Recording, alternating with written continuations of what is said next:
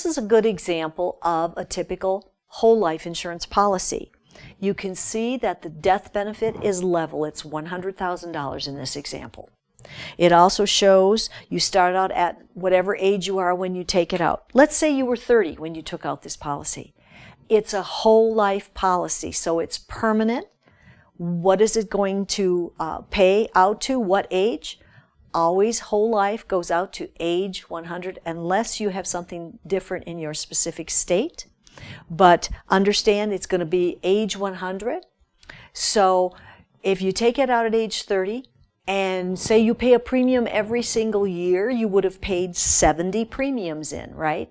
Started at age 30, 30 minus 100 is 70. You'd have 70 years of paying premium in. Cash value started accruing about year 3, and then out at age 100, that cash value is going to equal your death benefit, and again, it would be paid out to you because you're still alive at age 100. It is said to endow or mature. Single premium payments. Again, we're talking about a whole life insurance policy.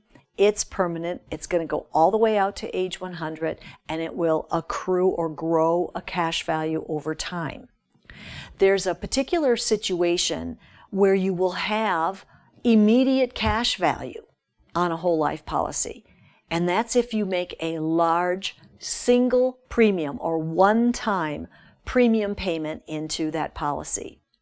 So if you're 30 and you're taking out this policy that's going to go all the way to age 100 because that's when it matures, you would have had to pay 70 premium payments over each, one payment every year. Or you could take a big lump sum of cash if you had it and pay all the premium up immediately in the very beginning when you take the policy, when you first take out the policy. You would do a large lump sum payment, one-time premium, and because you're putting a lot more money in up front than you need to cover the mortality charges, where does all that excess money go? It goes into the cash value. That's why on a single premium whole life policy, you're going to have immediate cash value because you're overpaying the premium. You're putting 70 years worth of premium, for example, if you bought it at age 30, you're putting it in all at one time. So that excess money goes into the cash value and gives you an immediate cash value. So you can make a single premium payment on a life insurance policy. You make one large lump sum, pay it up completely, and then you don't have to worry about any more premium payments. It's a whole life policy. You're going to have that death benefit in place all the way out to age 100 and just make one large upfront payment in the very beginning of the policy. Then there's another way that you can pay into a whole life policy. It's called a form of limited pay. Sometimes it's listed as LP and then it'll have a number like LP 65. The LP stands for limited pay. It means that you are going to pay the premium completely up for the whole life of the policy, but you're going to have it completely paid up at age 65. LP, limited pay to age 65.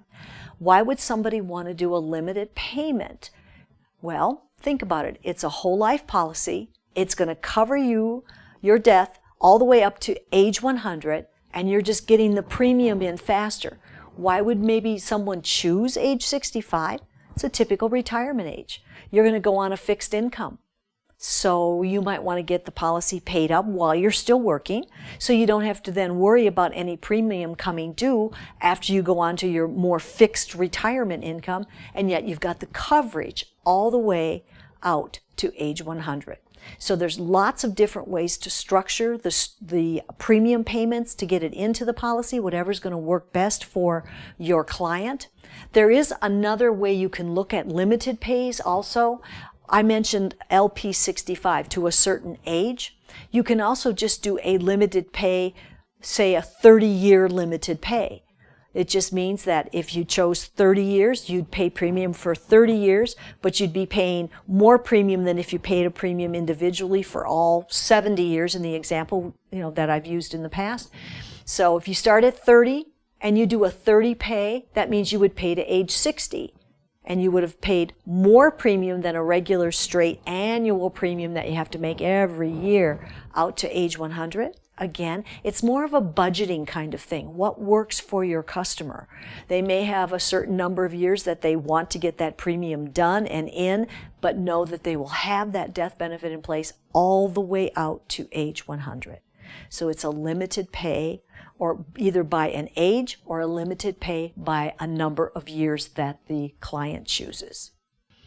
Another way to pay premium is what is called straight life. It means that you make a premium payment every year on a whole life policy. Let's say you're 30 when you take out the policy, so you're going to make a premium payment every single year for 70 years, because age 30 plus 70 more years gets you to age 100 when that policy is going to mature and pay out.